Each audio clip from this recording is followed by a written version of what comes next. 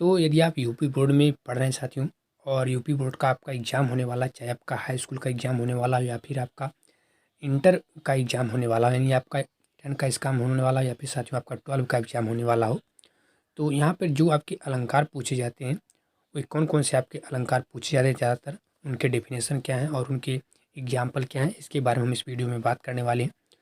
तो यदि आपका एग्ज़ाम होने वाला है तो आप इसको ज़रूर तैयारी कर लें। तो सबसे पहले हम जानते हैं साथियों कि अलंकार जो होता है उसका डेफिनेशन क्या है?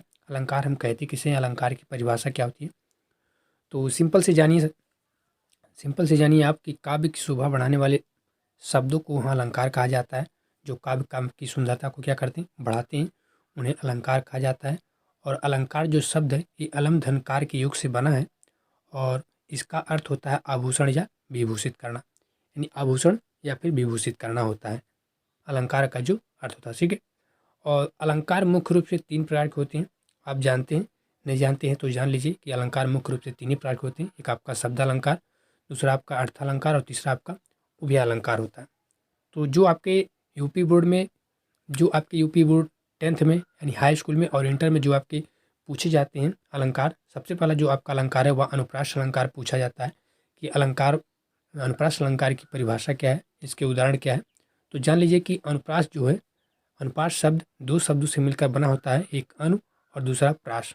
यहाँ पर अनु का अर्थ है बार-बार और प्रास का अर्थ होता है वर्ण, यानी जब एक ही वर्ण की बार-बार आवृत्ति हो। क्या हो? जब एक ही वर्ण की बार-बार आवृत्ति होती है तो वहाँ पे आपका अनुप्रास अलंकार होता है।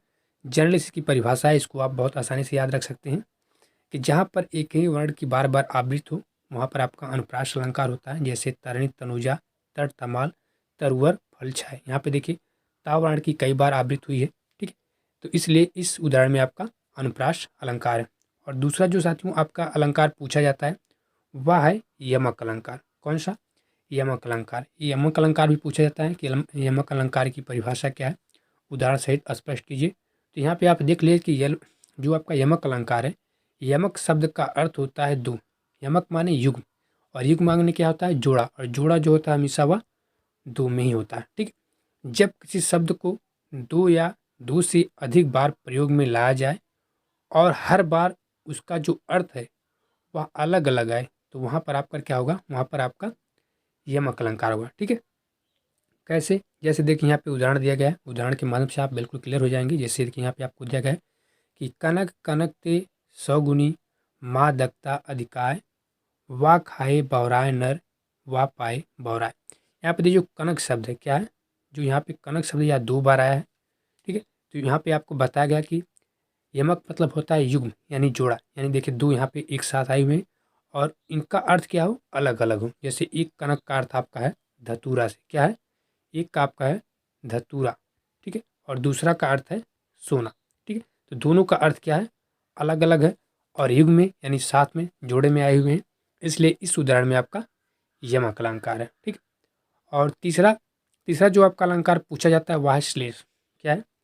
तीसरा जो आपका यूपी बोर्ड में जो अलंकार पूछा जाता है वह है श्लेष अलंकार। ठीक है। श्लेष का अर्थ होता है चिपका हुआ। क्या होता है? श्लेष का अर्थ ही होता है चिपका हुआ, जहाँ पर कोई शब्द एक ही बार आए पर उसके अर्थ भिन्न भिन्न आए, वहाँ पर आपका श्लेष अलंकार होता है। ठीक है। श्लेष मतलब क्या होता है? चिपका हुआ। कैसे? जैसे देखिए यहाँ पे आपको देख लीजिए, यहाँ पे आपको बताया गया कि रहीमन पानी राखी और बिन पानी सब सून, पानी गए न उबरे मोती मानस चून। ठीक है। यहाँ पर देखिए जो पानी आपका शब्द है, क्या है? पानी शब्द आपका एक ही, लेकिन यहाँ से इसका 3 अर्थ निकलता है। एक आपका मोती के संदर्भ में, दूसरा आपका मानस के संबंध में, तीसरा आपका चून यानी चूना के संबंध में। तो यहाँ पे शब्द जो पानी आपका है वह एक ही है, लेकिन आप पे इसके 3 अर्थ प्रकट होते हैं। इसलिए इस उदाहरण में साथियों आपका क्या है? श्लेष अलंकार है। श्लेष का मतलब ही होता है क्या? चिपका हुआ, यानी जहाँ एक ही शब्द का कई अर्थ निकले वहाँ पे आपका श्लेष अलंकार होता है। ठीक है। अगला जो अलंकार साथियों है आपका यूपी बोर्ड में पूछा जाता है वह है उपमा अलंकार। कौन सा? ये जो उपमा अलंकार है ये भी आपकी परीक्षाओं में अक्सर पूछे जाते हैं। जो आपके यूपी बोर्ड में एग्जाम होते हैं जैसे हाई स्कूल के हों या फिर इंटरमीडिएट के, वहाँ पे पूछे जाते हैं। तो उपमा शब्द का अर्थ होता है तुलना करना। क्या होता है? तुलना। जब किसी व्यक्ति या वस्तु की तुलना किसी दूसरे व्यक्ति या वस्तु से की जाती है तो वहाँ पर आपका उपमा अलंकार होता है। ठीक है, उपमा का मतलब ही होता है क्या? तुलना। ठीक है, यानी जब किसी व्यक्ति या वस्तु की तुलना जो है किसी दूसरे व्यक्ति या वस्तु से की जाती है तो वहाँ पे आपका उपमा अलंकार होता है। कैसे? देखिए, जैसे यहाँ पे आपको दिया गया है कि सागर सा गंभीर हृदय हो। क्या है? सागर सा गंभीर हृदय हो और गिर सा ऊंचा हो जिसका मन। यहाँ पे देखिए तुलना की, सागर क्या हो? सागर सा गंभीर क्या हो? हृदय हो। तो हृदय की तुलना किससे की गई है? सागर से। इसी प्रकार गिर से ऊंचा हो जिसका मन, गिर माने पहाड़ होता है, और पहाड़ से जैसा क्या हो? आपका मन हो। चाहे यहाँ पे तुलना आपका किया जाए। ठीक है, अगला है साथियों, पीपर पास सरिस मन डोला। एंड पीपर का जो पत्ता होता है उसकी समानता, उसकी तुलना किससे की गई है? मन से किया गया है। अगला है मुख चंद्रमा सा सुंदर है। यहाँ पे देखिए जो हमारा मुख है, मुख की तुलना किससे की गई? चंद्रमा से। तो मुख क्या है? मुख चंद्रमा सा सुंदर है। ठीक है, और अगला साथियों जो अलंकार पूछा जाता है यूपी बोर्ड में वह है आपका उत्प्रेक्षा अलंकार। क्या है? उत्प्रेक्षा अलंकार।